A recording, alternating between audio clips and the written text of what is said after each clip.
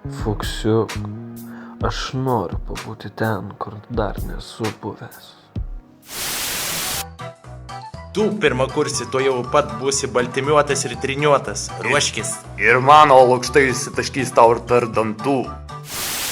Aš noriu pajausti tavo odą. Noriu pro ją prabėgti, paliesti, priglusti.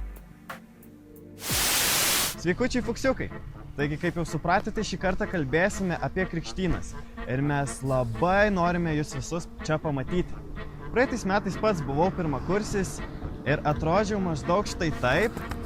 Nelabai buvau geras draugas su purvu, tačiau patikėkit manimi, tai buvo geriausias įvykis mano gyvenime. Tokio antro nebuvo, manau nebus ir jūsų gyvenime.